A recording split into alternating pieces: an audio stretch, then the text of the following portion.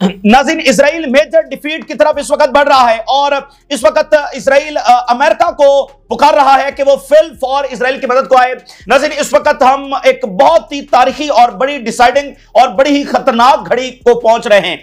नाज़रीन, जो इजराइल और अरब वॉर्स हुई हैं उसमें इजराइल को फतह होती रही है। तीनों जो अरब इजराइल जंगें हुई हैं उसके अंदर इजराइल को फतह हुई है, लेकिन पहली बार हम वो लम्हा देख रहे हैं, पहली बार ये इजराइल और फलस्तीन के तनाज़े के अंदर हम ये मोमेंट देख रहे हैं कि इजराइल को शिकस्त हो रही है। एक खुली जंग के अंदर इजराइल को शिकस्त हो रही है। जो 2006 के अंदर इजराइल और हिजबुल्लाह की जंग हुई थी वो किसी स्टेट टू स्टेट जंग नहीं थी, वो एक ऑर्गेनाइजेशन की जंग थी। फिर पिछले 20 महीनों के अंदर जो इजराइल को कोई कामयाबी हासिल नहीं हुई है वो खुली जंग नहीं थी, वो भी हमास और इजराइल लड़ रहे थे। लेकिन ये वो बिल्कुल डिफरेंट चीज है कि जिसमें रियासतों की जंग हो रही है। ये आप कह लें कि 73 के बाद पहली जंग है जो यहां पर मिडिल ईस्ट के अंदर, यानी इजराइल वर्सेस अ स्टेट, वो यहां पर हो रही है और एक खुली जंग है। तो उस खुली जंग के अंदर पहली बार ऐसा लम्हा आ रहा है कि इजराइल जो है वो अपनी मुकम्मल शिकस्त की तरफ बढ़ रहा है। इसलिए ये बड़ा ही डिसाइडिंग लम्हा है क्योंकि ये मिडिल ईस्ट का जो मुस्तकबिल है वो उसको तय करेगा। लेकिन इसके साथ साथ खतरा भी बरकरार है कि ये जंग यहां से भी आगे एस्केलेट हो सकती है क्योंकि इजराइल जो है वो बिल्कुल लड़ने के इस वक्त अहल नहीं, ये बात साबित हो चुकी है। अब वो अमेरिका को लाने की बात कर रहा है और इस वक्त नाज़रीन एक और बड़ा हमला ईरान की जानिब से किया गया है और इससे लार्जेस्ट अटैक कहा जा रहा है। इसको one of the largest wave जो है वो इसको कहा जा रहा है। और इंपॉर्टेंट बात यह है कि अगले फेज के अंदर इस वक्त ईरान दाखिल हो चुका है और अगला फेज क्या है जिसमें ईरान अब रिस्पॉन्ड नहीं कर रहा है। ईरान अब जो है वो रिटेलिएट नहीं कर रहा है, यानी उनके हमले के जवाब में हमला नहीं कर रहा है, वो बस अटैक कर रहा है। वो नॉन स्टॉप अब उसने हमले जो है वो शुरू हो चुके हैं और यानी कि जो आज 7वां दिन है और हम एक बड़ी तब्दीली देख रहे हैं और इसलिए अब सब तरफ से बात सामने आ रही है कि इजराइल मेजर डिफीट की तरफ बढ़ रहा है और अगले 1-2 दिन है फैसलाकुन, अगले 1-2 दिन है। इजराइल ज्यादा देर अब स्टैंड नहीं कर सकता है क्योंकि इंफ्रास्ट्रक्चर उनका जिस तरह से तबाह हो गया। और अब ईरान ने आज से जो नया सिलसिला शुरू कर दिया है ये बिल्कुल डिफरेंट चीज है। अब उसमें क्या हुआ कि 12वीं वेव ईरान ने फायर की, 12वीं के साथ 13वीं फायर की, 13वीं के साथ 14वीं फायर की और 14वीं के बाद 15वीं वेव जो है इस वक्त फायर हो गई है। यानी कोई 12 से 16 घंटों के अंदर अंदर उन्होंने अब ये 12, 13, 14 और 15वीं वेव जो है, हालांकि 12वीं वेव लास्ट नाइट फायर हुई तो आज रात उन्होंने 13वीं वेव जो है वो फायर करनी थी। लेकिन वो इन सारा दिन जो ये सारा दिन गुजरा है मुकम्मल वहां पर जो बॉम्बिंग जारी रही है, कोई उनको वहां पर जना उसमें वक्फा नहीं मिला, थोड़ा सा आधा घंटा 1 घंटा तो कंटिन्यूअसली ईरान ने बॉम्बिंग शुरू कर दिया। और इसमें एक और जो बात बताई जा रही है बड़ी इंपॉर्टेंट है और वो अमेरिका के हमले या सीज फायर के हवाले से बड़ी इंपॉर्टेंट है। वो नजर इस तरह से हुआ है कि ईरान ने जो है ना बड़ी जबरदस्त हिकमत अमली के साथ इजराइल को मिसलीड किया है। इजराइल को समझ नहीं आई कि ईरान ने अभी जो हिकमत अमली अपनाई है वो इजराइल को बड़ी महंगी पड़ गई है। हुआ क्या नाज़रीन कि पिछले जो 2 दिन गुजरे हैं जब उधर से ट्रंप कह रहा है कि तेहरान को इवैक्यूएट करो और ये करो और वो करो, यानी वहां से आ रहा है कि अमेरिका हमला करने जा रहा है, इधर से इजराइल कॉन्टिन्यूसली बॉम्बिंग कर रहा है ईरान के ऊपर और कह रहा है कि वो एयर डिफेंस को निशाना बना रहे हैं, वो लॉन्चिंग पैड्स को निशाना बना रहे हैं, वो मिसाइल कैपेबिलिटी को निशाना बना रहे हैं। तो ईरान जो है वो सिर्फ रिटेलिएट कर रहा था, ठीक है ना, ईरान जो है वो सिर्फ रिटेलिएट कर रहा था। हालांकि हमले वो भी बड़े थे लेकिन वो सिर्फ रिटेलिएशन के अंदर थे। तो इजराइल ये कैलकुलेट कर रहा था कि ईरान एक बड़ा हमला, इससे भी बड़ा हमला करना चाह रहा है लेकिन कर नहीं पा रहा। और वो क्यों नहीं कर पा रहा? क्योंकि हम ये जो मुसलसल बमबारी ईरान के ऊपर कर रहे हैं, ये बमबारी ईरान को उसकी कैपेबिलिटीज को डिस्ट्रॉय कर रही है कि वो एक लार्ज स्केल अटैक जब वो हमारे पर लॉन्च कर सके। ठीक है, तो ईरान ने 2 दिन तो ये मामला इसी तरह से रखा। आज क्या हुआ कि उन्होंने जो 12वीं लहर फायर की और उससे पहले उसके साथ ही यानी कि इजराइल ने यह कहा कि हम स्टॉक मार्केट खोलने जा रहे हैं, हम दोबारा से इकोनॉमिक एक्टिविटी जो है वो शुरू करने जा रहे हैं। तो फिर क्या हुआ कि ईरान ने मुसलसल के हमले 12, 13, 14 और 15वीं वेव इस वक्त जो फायर कर दी गई है। यानी वो समझ रहे थे कि उनकी स्ट्राइक्स ईरान को रोक पा रही हैं, लेकिन ईरान तो एक अपनी हिकमत अमली के तहत, और जब उन्होंने कहा कि हम इकोनॉमिक एक्टिविटीज दोबारा शुरू कर रहे हैं तो उन्होंने अपनी स्ट्रेटजी के तहत एक लार्ज स्केल अटैक किया जो इन पिछले पूरे 6 दिनों के अंदर हमने नहीं देखा। ये अब 7वें दिन उन्होंने नॉन स्टॉप कल रात से लेकर इस वक्त तक अभी ये ताजा तरीन एक और वेव जो है उन्होंने फायर की है। तो अब ये जो मतलब बिल्कुल इजराइल फारिग हो गया, उनका एयर डिफेंस इस वक्त फारिग हो गया है और वो बिल्कुल स्टैंड नहीं कर पा रहे। और जो पिछला हमला हुआ है उसके अंदर तल अवीव का जो सेंट्रल एरिया है, यानी शहर के बिल्कुल बीचों बीच, बिल्कुल सेंटर के अंदर जाकर वो मिसाइल गिरे हैं। और ये तारीख में पहली बार हुआ है कि तल अवीव का ये सेंट्रल एरिया जो है वो इस तरह से हिट हुआ है। तो आज यानी ईरान का कुछ और रूप जो है वो नजर आ रहा है, और वो रिस्पॉन्ड से बढ़कर जो है वो रिटेलिएशन से बढ़कर वो बस अटैक कर रहा है और नॉन स्टॉप जो है वो, और उनका एयर डिफेंस आगे से जो है वो फारिग हो गया है। और इस 15वीं वेव के अंदर जो है वो नॉर्थ हिट हुआ है। हाइफा के साथ नहारिया और कोस्टल जो सिटीज हैं, इसके साथ साथ जो नॉर्दर्न एरियाज हैं उनकी बेसेस हैं, डेविड उनकी जो अहम तरीन रमत डेविड एक बेस है उसको जो है वो निशाना बनाया गया है। तो ये सिलसिला जो वो और ये जारी है। और अभी जो ईरान के साथ स्टेटमेंट्स आ रही हैं वो बड़ी अग्रेसिव स्टेटमेंट्स हैं। जो सुप्रीम लीडर के एडवाइजर हैं, वेरी क्लोज हैं, अली लरिजानी, उन्होंने बड़ी अहम तरीन स्टेटमेंट जारी किया। उन्होंने कहा है कि ये जो हमारे सरेंडर का ख्वाब देखा जा रहा है, ये हमारे सरेंडर का ख्वाब देखने वाले इस ख्वाब को अपने साथ लेकर कब्रों में जाएंगे। यानी ये भूल जाएं कि ईरान जब सरेंडर करेगा। और ये बात भी स्टूपिड है बिल्कुल। ये आप देखें ना कि हमास ने सरेंडर नहीं किया तो ईरान सरेंडर करेगा। इवन आप देखिए सद्दाम हुसैन, वो तो आइसोलेशन के अंदर था, उसको तो सब कह रहे थे ये बहुत बुरा है, ये फलाना है, वो तो आइसोलेशन के अंदर था। सद्दाम हुसैन ने भी सरेंडर नहीं किया था। तो ये ईरान को कह रहे हैं कि वो सरेंडर करे, तो ये बिल्कुल एक मिसकैलकुलेशन थी, ये एक तकब्बुर था। तो बहरहाल अब उसका नतीजा भुगतना पड़ रहा है। और 7वां दिन जो है ये बहुत ज्यादा खतरनाक साबित हो रहा है। और ये बिल्कुल अब चंद दिन है, 2 दिन है या 4 दिन है इजराइल के पास, यही बाकी बच गए। और इसके साथ ही नाज़रीन हम उस डायलेमा को भी अप्रोच कर रहे हैं। यानी वो कौन सा डायलेमा है कि इजराइल को आज तक किसी खुली जंग के अंदर शिकस्त नहीं हुई है। 1973 के अंदर इजराइल को शिकस्त होने जा रही थी और इजराइल न्यूक्लियर इस्तेमाल करने जा रहा था। और फिर अमेरिका ने इंटरवीन किया और उसके बाद यह है कि इजराइल को उस वक्त यानी उन्होंने एडवांस वेपन्स दिए और फिर वो मामला यानी न्यूक्लियर इस्तेमाल नहीं हुआ। तो इजराइल को किसी जंग के अंदर शिकस्त नहीं हुई है। तो अब हम उस डायलेमा को अप्रोच कर रहे हैं कि इजराइल को शिकस्त हो रही है, तो इजराइल जो है वो क्या यहां से एस्केलेट करेगा, यानी क्या वो खुदा न खासा न्यूक्लियर की तरफ जाएगा, और या फिर वो लम्हा के अमेरिका ज्वाइन करने जा रहा है, अमेरिका एग्रेशन करने जा रहा है, बहुत बड़ी मिसकैलकुलेशन करने जा रहा है। हम उसको अप्रोच कर रहे हैं। और जो ट्रंप पिछले 2 दिन से कह रहा है कि हम हमला करने आ रहे हैं, ये करो वो करो, बस उसने इस एम्बिग्यूटी के अंदर रखा हुआ है कि वो हमला करेगा नहीं करेगा, लेकिन उसने एक खतरा पैदा कर दिया कि अनकंडीशनल सरेंडर करो, ये करो वो करो, और तेहरान को इवैक्यूएट करो। तो वो सिर्फ ये अंदाजा किया जा रहा था कि इजराइल क्या अकेला स्टैंड कर सकता है या नहीं कर सकता, तो वो वाजे हो गया। आज के हमलों ने बिल्कुल जब वाजे कर दिया कि इजराइल जब स्टैंड नहीं कर सकता। न्यूयॉर्क टाइम की रिपोर्ट सामने आई है कि इजराइल का एयर डिफेंस अब इस हालत को पहुंच गया है कि इजराइल चूज कर रहा है कि कौन से मिसाइल रोकने और कौन से नहीं रोकने। यानी उनके पास जो एंटी मिसाइल हैं वो इतने ज्यादा डिप्लीटेड हो गए हैं, इतने ज्यादा उनकी शॉर्टेज हो रही है, अभी से शुरू हो गई है। हालांकि जो कल परसों रिपोर्ट आई थी उसके मुताबिक 10 दिनों के बाद वो लम्हा आएगा कि इजराइल का शॉर्टेज उसको फेस करना पड़ेगी और फिर उसको ये चूज करना होगा कि कौन सा मिसाइल रोकना है और कौन सा नहीं रोकना। न्यूयॉर्क टाइम कह रहा है कि वो लम्हा आ गया है। और उसमें एक बड़ी वजह यह है कि ईरान ने जो बैलिस्टिक मिसाइल फायर किए हैं वो बहुत बड़ी तादाद के अंदर है, और बैलिस्टिक मिसाइल को रोकने के लिए 2 एंटी मिसाइल फायर करना पड़ते हैं। और इसके साथ ईरान रॉकेट्स भी फायर कर रहा है, इसके साथ ईरान जो है ड्रोन्स भी फायर कर रहा है, जिनकी तादाद हजारों के अंदर है। अगर रॉकेट्स और हम ड्रोन्स मिलाएं तो ये तादाद हजारों के अंदर हो सकती है। तो इसलिए बड़ी जल्दी वो डिप्लीट कर गए हैं। और खासकर जो आज का दिन गुजरा है उनके सैकड़ों एंटी मिसाइल जब इस्तेमाल हुए हैं। और ये आप कहने के अगर वो 500 बनाते हैं ना एंटी मिसाइल तो शायद पूरा साल लग जाता है। इतने मिसाल के तौर पे अभी पैट्रियट के 600 वो एंटी मिसाइल बनाएंगे इस साल, तो ये बड़ा मुश्किल जब वो होता है। तो इसलिए वो न्यूयॉर्क टाइम कह रहा है वो ऑलरेडी। और यहां पर एक और खबर सामने आ रही है कि जो इजरायली हैं, जो डुअल नेशनल हैं, मिसाल के तौर पर 7 lakh Israeli dual national American है, अमेरिका की नेशनलिटी है 7 लाख इजरायली, ह्यूज नंबर्स है।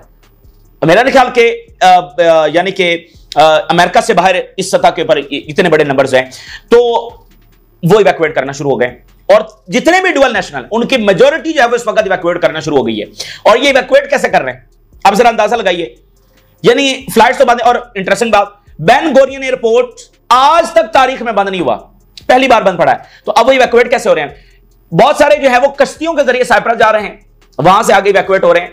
और अब क्या नया सिलसिला शुरू हुआ है, ये तल अवीव से जा रहे हैं इजिप्ट बसेस के जरिए। तल अवीव से इजिप्ट जो है वो बसेस के जरिए जा रहे हैं सिनाई, और वहां से जो है वो बाय एयर ये फ्लाई कर रहे हैं। ये इस वक्त इनकी सूरत हाल हो गई है। इसको लो लेवल के ऊपर रिवर्स माइग्रेशन भी कहना शुरू कर दिया। यानी ये देखिए इनकी माइग्रेशन हुई पिछली सेंचुरीज के अंदर, ये यहां पर आए, इसको रिवर्स माइग्रेशन कहा जा रहा है। लेकिन नॉट बड़े लेवल के ऊपर, लेकिन छोटे लेवल के ऊपर रिवर्स माइग्रेशन जो है वो ये शुरू हो गई है।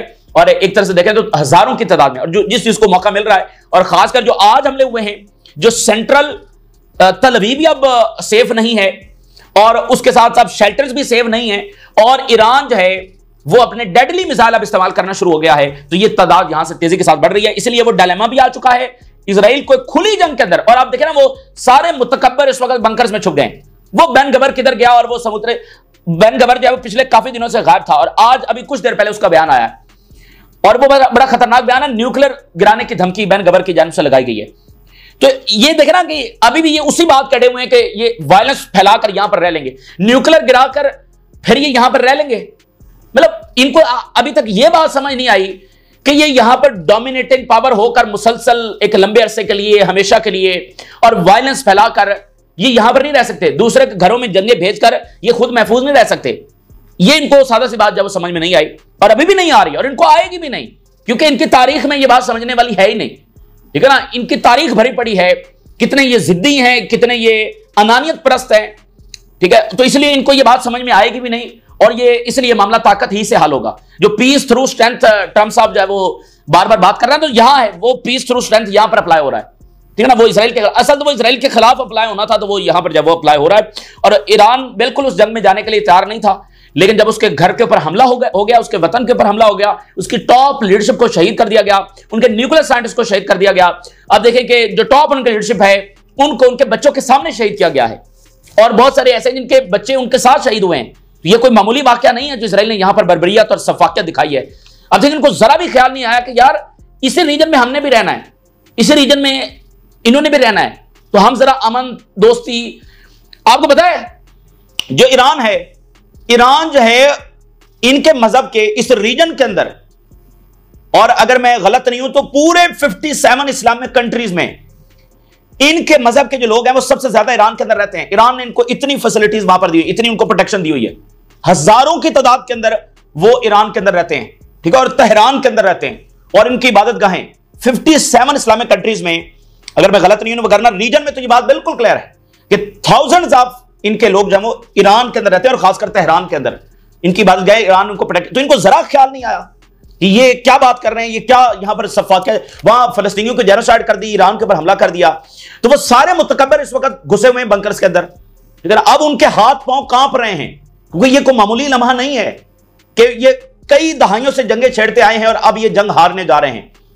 तो इन्होंने दूसरी नेशंस को तबाह किया है, अब ये खुद जब जंग हारने जा रहे हैं, तो उसके बाद फिर क्या होगा। और मैंने कहा ना कि ये रुकेंगे नहीं। अब ये जो इजरायली डिफेंस मिनिस्टर है उसने फिर सुप्रीम लीडर को धमकी लगाई है, और हालांकि प्यूटन की स्टेटमेंट आई, बाकी हिजबुल्लाह से इधर उधर सब ये बात कर रहे हैं कि ये तूफान को, क़यामत को दावत मत दो, ये बात मत करो जो तुम ये सुप्रीम लीडर की बार बार बात कर रहे हो। तो उसके बावजूद ये डिफेंस मिनिस्टर ने एक बार फिर जब सुप्रीम लीडर को धमकी लगाई है, तो इसलिए ये मामला जो है ना उस बिल्कुल उस पॉइंट को पहुंच रहा है कि या तो ये शिकस्त तस्लीम करेंगे और सीजफायर करेंगे, और इनके लिए यही बेहतर है, और अभी भी ये मामला हल हो जाएंगे। लेकिन ये जिस पॉइंट ऑफ नो रिटर्न की तरफ धकेल रहे हैं मामले को, ये न्यूक्लियर की धमकियां लगा रहे हैं, ये उधर से अमेरिका आने की धमकियां लगा रहा है, उधर से सुप्रीम लीडर को ये निशाना बनाने की जो बात कर रहे हैं, ये क़यामत को दावत देने वाली बात होगी, ये तूफान को दावत देने वाली बात होगी, जो पॉइंट ऑफ नो रिटर्न होगा। आज रशिया ने भी ये बात की है कि ये अनकंट्रोलेबल मामला हो जाएगा। ठीक है ना, यानी अभी भी ये कंट्रोल के अंदर है, ये अनकंट्रोलेबल नहीं है। पर्शियन गल्फ के अंदर कुछ नहीं हो रहा, बहुत सारे दीगर चीजें हैं, फैसिलिटीज हैं, टारगेट्स हैं, हिट नहीं हो रहे, बहुत सारे वेपन्स हैं अभी इस्तेमाल नहीं हो रहे, क्वांटिटी वो नहीं है। क्या ईरान ने एक साथ कोई 2000 मिसाइल दाग दिए, तो वो अनकंट्रोलेबल सूरत हाल हो जाएगी, जिसका खदशा आज रात बहुत ज्यादा है, अगले घंटों में बहुत ज्यादा है, और अगले 1-2 दिनों के अंदर बहुत ज्यादा है। ईरान ने जब उन्होंने कहा न्यूक्लियर जो फैसिलिटीज हैं उनको भी ये इवैक्यूएट करें, हम उनको अटैक करने जा रहे हैं। और चूंकि इजराइल यहां पर न्यूक्लियर जो फैसिलिटीज है उनको निशाना बना रहा है, और इसमें एक और बड़ा डेंजरस पहलू है, ये बुशेर का जो न्यूक्लियर प्लांट है, यहां पर रशियंस बैठे हुए हैं, और वहां पर इन्होंने कुछ स्ट्राइक्स की हैं, और ये मजीद करने की वहां पर धमकी लगा रही हैं। उसका जवाब रशिया से आया है, और रशिया ने कहा है कि ये बुशेर का जो न्यूक्लियर प्लांट है उससे दूर रहें। तो वहां पर जो है वो रशियंस बैठे हुए हैं, और एक बड़ा खतरनाक मामला यह है कि ये फॉल्स फ्लैग ऑपरेशन कर सकते हैं। ठीक है ना, फॉल्स फ्लैग ऑपरेशन कर सकते हैं अमेरिका को ड्रैग करने के लिए, किसी अमेरिकन बेस को निशाना बना सकते हैं, और किसी अमेरिकन शख्सियत को निशाना बना सकते हैं। ये पहलू भी साथ साथ इस वक्त मौजूद है। तो हेडलाइंस में आपके सामने रखता हूं, a wave of Iranian missiles targeting Israel. ये 15th वेव है जिसके अंदर नॉर्थ को निशाना बनाया गया है, यानी इसमें फोकस जो है वो हाइफा, नहारिया, ये वाले कोस्टल सिटीज, और बाकी जो नॉर्थ का एरिया है वो ज्यादा इसके अंदर फोकस रहा है। और इजरायली मीडिया की जरा बात देखिए, Israeli security officials we are witnessing the largest wave of rockets from Iran in recent times. ये सबसे बड़ी वेव्स हैं जो इस वक्त हम देख रहे हैं, जो ईरान से फायर हो रही हैं। और siren sound extend across northern occupied Palestine from Tabariya to Haifa. ये भी बड़े सेंसिटिव इनके एरियाज हैं, यहां पर इनकी बड़ी इंपॉर्टेंट तरीन बेसेस हैं। तो ईरान जो है वो इनकी लॉजिस्टिक फैसिलिटीज, इनकी इंटेलिजेंस फैसिलिटीज, इनकी एयर बेसेस, इनकी मिलिट्री साइट्स और इनका कमांड स्ट्रक्चर जो है उसको बेसिकली वो हिट कर रहा है। और missile fired from Iran towards Israel, ठीक है। और मैं आपको एक और बात बता दूं, ये बात बिल्कुल यहां रीजन के अंदर जब वो घूम रही है और ये बात सब तक सामने आ रही है कि जॉर्डन से जंगजू काफिले निकलेंगे, सीरिया से जंगजू काफिले निकलेंगे और लेबनान से तो निकलेंगे ही निकलेंगे। लेकिन ये सीरिया के बारे में मैं आपको बताऊं क्या खबर वहां सामने आ रही है। सीरिया में यह हुआ है कि जो अल शरा है उसने कंडेम नहीं किया इजरायली हमले को। तमाम अरब ममालिक ने, तमाम मिडिल ईस्ट के ममालिक ने और तमाम इस्लामी दुनिया ने कंडेम किया है इजरायली हमले को ईरान के ऊपर। और ये जो अमेरिकी प्रोजेक्ट और इजरायली प्रोजेक्ट यहां पर अब ये कितना एक्सपोज हो रहा है कि ये इजरायली प्रोजेक्ट है, ये अमेरिकी प्रोजेक्ट है, ये कितना एक्सपोज हो रहा है। इसने ईरान के ऊपर जो एग्रेशन हुआ है उसको कंडेम नहीं किया है, हालांकि टर्की ने किया है, सऊदी अरेबिया ने किया है, कतर ने किया, और वो कह रहे हैं कि ये हमारी सिक्योरिटी के खिलाफ है। और इस शख्स ने कंडेम नहीं किया। वो टर्की अब वो देख रहा है कि भाई ठीक है ना, वो कतर वाले भी अब पूछ रहे हैं, तो कतर कंडेम कर रहा है कि हमारी सिक्योरिटी के खिलाफ है, और बशार अल असद कंडेम नहीं कर रहा, और अल शरा जो है वो इसको कंडेम नहीं कर रहा। और ये बात भी सामने आई है कि अमेरिकन ने इसको कहा है कि तुम्हारी असैसिनेशन का यहां पर बहुत ज्यादा खतरा है। तो ये बात भी वहां सामने आ रही। तो ये सीरिया से भी जंगजू काफिले निकलेंगे और जॉर्डन से भी निकलेंगे।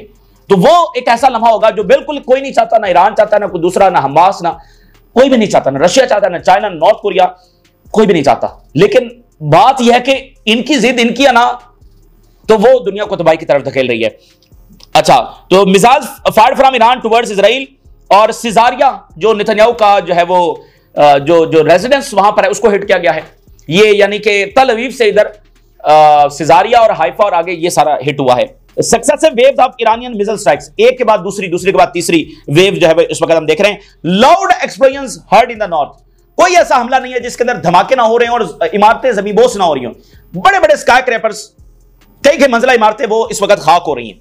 Iranian missiles falls in the north, ताजा तरीन रिपोर्ट के मुताबिक मिसाइल गिर गए हैं, मिसाइल टकरा गए हैं, एयर डिफेंस फारग हो चुका है, शेल्टर्स इनके महफूज नहीं है, और ऊपर से अब मिसाइल बरस रहे हैं, बारिश की तरह बरस रहे हैं। इनके पास कोई यानी कि अब ये भी नहीं है कि सारे दिन फिरते रहो, रात को मिसाइल आएंगे, ये भी अब मामला खत्म हो गया है। अब ये जो अभी उन्होंने हमला किया ये तो इंतहाई सरप्राइज अटैक है। एक तरह मैं कहूं तो ये तो इन्होंने हमें भी सरप्राइज कर दिया है कि ये इन्होंने अभी 15वीं वेव भी चंद घंटों के अंदर अंदर फायर कर दिया। असल में ईरान अपने आप को संभाल रहा था, ठीक है ना, यानी कि ये जो असली ताकत है अब ईरान का, जिसका मुजाहरा अगले 4 दिनों के बाद मजीद देख रहे होंगे, जो लीडरशिप शहीद हुई है उसकी वजह से ईरान को झटका लगा कि जो उन्होंने इमीडिएट अटैक करना था, हालांकि वो तो इजराइल की कैलकुलेशन थी कि हफ्ते बाद जाकर करेंगे, उन्होंने चंद घंटों के अंदर कर दिया। लेकिन वो ईरान जिस तरह से संभल रहा है, और एक और इंपॉर्टेंट बात, ईरान का एयर डिफेंस भी इंप्रूव हो रहा है, ये ताजा तरीन रिपोर्ट आ रही है। उन्होंने बहुत सारे इनके ड्रोन्स गिराए हैं। तो वो अचानक अटैक हुआ ना, अभी लरिजानी ने ये बात की है, उन्होंने कहा कि ट्रंप ने हमें ट्रिक किया है, हमारे साथ इसने धोखा किया है, ट्रिक किया है। जुमे को हमला हुआ, संडे को मुज़ाकरात होने जा रहे थे, हम मुज़ाकरात डिस्कस कर रहे थे, हम ये डिस्कस कर रहे थे क्योंकि इस मीटिंग के अंदर ईरान की जानिब से प्रपोजल रखा जाना था, अमेरिकन के सामने ईरान अपना प्रपोजल रखने जा रहा था। तो लरिजानी ने कहा, जो सुप्रीम लीडर के बहुत करीब है, कि हम वो प्रपोजल डिस्कस कर रहे थे। तो ये इन्होंने हमारे साथ बिट्रेयल किया और ये धोखा किया और ट्रिक किया कि इन्होंने सरप्राइज अटैक हमारे पर किया। तो वो ईरान के अभी असली ईरान आपको नजर नहीं आया है, यानी असली ईरान अपनी पूरी ताकत के साथ अभी नजर आना है, और वो 4 दिनों के बाद उस पोजीशन के ऊपर खड़ा होगा, लीडरशिप बिल्कुल अपनी रैंक्स में मजबूती के साथ, ठीक है, और उनकी क्वांटिटी और क्वालिटी दोनों के अंदर इस वक्त इजाफा हो रहा है। Alert issues the residents of the northern region specially the Carmel and Haifa Bay, ये बिल्कुल मेजरली ये पोर्ट जब तबाह हो गई है, लेकिन फिर भी हमले वहां पर हो रहे हैं। IRGC, Israel must evacuate the Dimona nuclear facility immediately, फिल फॉर, यानी कि सबसे बड़ी न्यूक्लियर फैसिलिटी है डायमोना, उसका फिल फॉर इसको खाली किया जाए। तो ईरान भी ये बात बिल्कुल वाज़ेह कर रहा है कि अगर अमेरिका या इजराइल कोई इस तरह का न्यूक्लियर के ऊपर अटैक करने जा रहे हैं, जो कि इजराइल तो कर ही रहा है लेकिन वो नाकाम है, तो ईरान जो है वो उनको कह रहा है कि तैयार हो जाओ, यानी कि वो कह रहा है यहां से बैकवर्ड करो, किसी भी वक्त ईरान भी इनकी न्यूक्लियर, वो अभी निशाना नहीं बना रहा, क्योंकि वो इनको बता रहा है कि अगर एस्केलेट करोगे तो फिर हमारे पास ये ऑप्शन भी मौजूद है। तो वो करें डायमोना को जब वो खाली करें। और इजरायली आर्मी की जरा खबर देखिए, ये वो हैं जिन्होंने जंग मुसल्लत की है, और 70 साल हो गए, 75 साल हो गए ये इस रीजन के अंदर जो फसाद बर्पा कर रहे हैं, और इनका तकब्बुर और बदमाशी अब इनकी जरा स्टेटमेंट देखिए, Israeli army, we are working to extract those trapped under the rubble. ठीक है, जो मलबे तले दब गए उनको निकालने की कोशिश कर रहे हैं। ये सबसे नकाबे तस्कीर आर्मी, उसकी हालत देखिए। The army admits that the Iranian missile that struck the Gush Dan area are new deadly version. कह रहे अब जो मिसाइल आ रहे हैं वो और ज्यादा डेडली हैं। पहले दिन से जो ईरान ने हमला किया वो इजराइल की तारीख का सबसे बड़ा हमला था। पहले दिन जो हुआ, जो दूसरे दिन हुआ वो पिछले को क्रॉस कर गया, जो तीसरे दिन हुआ वो पिछले को आगे छोड़ गया। तो वो ग्राफ ऊपर से ऊपर जा रहा है और वो कह रहे हैं कि जो आज हमले हुए हैं ये सबसे ज्यादा डेडली हैं। तो आज से 4 दिन के बाद क्या होगा? अभी तो ईरान ने सारे मिसाइल इस्तेमाल नहीं किए हैं। Iran to keep striking Israeli military targets, बिल्कुल हमारे। और 3 मैं आखिर में स्टेटमेंट्स आपके सामने रखता हूं। ये हमले हुए साथ ईरान ने आगे बताया कि आगे वो क्या करने जाए। बड़ा अग्रेसिव स्टेटमेंट जब हुआ। ईरान की गार्डियन काउंसिल, उनकी स्टेटमेंट आई है, लरिजानी की स्टेटमेंट आई है, और ईरान के फॉरेन मिनिस्टर इंतहाई अग्रेसिव। और एक वहां पर मामला ये चल रहा है कि जो सरोका हॉस्पिटल है उसके साथ इनकी जो फैसिलिटी है उसको ईरान ने हिट किया। अब वो जो मिसाइल वहां पर जाकर टकराया बड़ी प्रिसीजन के साथ, उसकी शॉक वेव्स हॉस्पिटल के ऊपर आई हैं और वो कुछ हल्का सा डैमेज हुआ, लेकिन वो प्योरली एक मिलिट्री हॉस्पिटल है। इजरायली फौजी वहां पर लाए जाते हैं और इन्होंने जानबूझकर अपनी फैसिलिटी हॉस्पिटल्स और पॉपुलेटेड एरियाज में बना रखी है। अच्छा, वो बिल्डिंग हिट नहीं हुई, वो शॉक वेव्स हैं और वहां पर कोई कैजुअलिटी भी नहीं हुई। अच्छा, इन्होंने रोला डाला हुआ है कि ईरान ने हॉस्पिटल को निशाना बना दिया, ईरान देखो वॉर क्राइम्स कर रहा है, ईरान फलाना कर रहा है। तो ये इन्होंने रोला डाला। तो ईरान के फॉरेन मिनिस्टर ने बताया कि ये हमने बिल्कुल प्रिसाइजली हिट किया, और फिर उन्होंने सारी तस्वीर भी शेयर की है। तो ये भी एक मामला इस वक्त चल रहा है दुनिया में, यानी वेस्ट में भी और आगे पीछे बहुत, यानी इजरायली लॉबी, उसको तो पहली बार मौका मिला है, वो इसको बता रही देखो वॉर क्राइम, ईरान कितना जालिम है। और वो तो बात यह कि ये सिर्फ अगर वेस्ट इन्हीं के प्रोपेगेंडा में आएगा और कहेगा कि हाँ देखो हॉस्पिटल के ऊपर अटैक हो गया, तो वो एस्केलेट ही करेगा। उसको देखना चाहिए कि जंग शुरू किसने की है, पिछले 20 महीनों में क्या होता रहा है। और मैक्रोन जैसा कि क्लैरिटी के साथ देख रहा है कि इजराइल का कसूर है, और अगर कोई इनके प्रोपेगेंडा में आकर इनको विक्टिम बनाने की कोशिश करेगा तो उसका नतीजा वही निकलेगा जो आज निकल रहा है। If Trump consider attacking mister खामनाई, a storm will erupt that will destroy the प्रिपरेटर and the supporter of this crime. ये गार्डियन काउंसिल का statement. Putin, north Korea, China, फिर हिजबुल्लाह, फिर कताब हिजबुल्लाह, फिर यमन, और उन्होंने बिल्कुल वाज़ेह किया कि, और फिर जो सैयद सिस्तानी है वहां से कि सुप्रीम लीडर के बारे में सोचना। गार्डियन काउंसिल की आई है कि ऐसा तूफान बरपा होगा यहां पर जो किसी के संभाले नहीं संभलेगा। ये सोचना मत, ये किसी क़यामत को दावत मत दो, ये उन्होंने समझने बात की है। वो तूफान जो किसी से थमेगा नहीं। Iran will never surrender, Khamenei adviser, when the war ends we will hold Grossi accountable. ये जो IAEA चीफ है इसके खिलाफ आज चार्जशीट कर दिया ईरान ने, वेरी इंपॉर्टेंट। उन्होंने कहा कि हम इसको अकाउंटेबल ठहराएंगे। इसने कोई एक्शन नहीं लिया इसराइल के खिलाफ। और आप देखिए कैसे डबल स्टैंडर्ड इस दुनिया के। ईरान एक वो कंट्री है जो नॉन प्रोलिफरेशन ट्रीटी का सिग्नेटरी है, मेंबर है, ठीक है ना, IAEA का और NPT का वो सिग्नेटरी है। इजराइल NPT का सिग्नेटरी नहीं है, यानी उसका मतलब यह है कि उसको कोई परवाह नहीं है कि न्यूक्लियर वेपन फैलने चाहिए। NPT किसने साइन किया हुआ? जो इस बात के ऊपर बिलीव रखते हैं कि न्यूक्लियर नहीं फैलने चाहिए, तो उसने NPT साइन नहीं किया हुआ और वो इस बुनियाद के ऊपर हमला कर रहा है। यानी एक नॉन NPT मेंबर एक NPT मेंबर के ऊपर जब हमला कर रहा है तो ये एक अलग सतह का जब डबल स्टैंडर्ड है। तो आज ईरान का बड़ा सख्त रिएक्शन है। उन्होंने कहा हम इसको अकाउंटेबल ठहराएंगे, क्योंकि अगर न्यूक्लियर फैसिलिटीज के ऊपर अटैक होता है किसी भी NPT मेंबर की तो इस इदारे ने एक्शन लेना होता है, और इसने कोई एक्शन नहीं लिया। तो वो कह रहे हैं कि हम जो है वो, और भी बहुत सारी उन्होंने बातें की, उन्होंने कहा हम इसको अकाउंटेबल ठहराएंगे। The enemies will soon be defeated and Iran will achieve great victories. बहुत जल्द जो है वो हम फतह हासिल करेंगे। और फिर उन्होंने कहा whoever bombs us will pay the price, जो हमें हमारे ऊपर बमबारी करेगा वो कीमत चुकाएगा। ये इस वक्त की सूरत हाल है जो तेजी के साथ तब्दील हो रही है और हम उस पॉइंट को रीच कर रहे हैं। Either this is cease fire, either this is कि अमेरिका अटैक करने जा रहा है, जो अमेरिका की सबसे बड़ी गलती साबित होगी। उसको देखना चाहिए कि इजराइल के साथ क्या हो रहा है। तो बहरहाल आज की रात बड़ी खतरनाक है और अगले 1-2 दिन जो बड़े खतरनाक। इजराइल लंबा चलने वाला नहीं है। ये नहीं होगा कि ये कोई 10 महीने जब जंग चलती रहेगी इधर बमबारी, और ये बस 2-4 दिनों की बात है। ये ताजा तरीन सूरत हाल जो आपके साथ शेयर किया, आपने राज करें। इजाजत दीजिए, अल्लाह हाफिज़।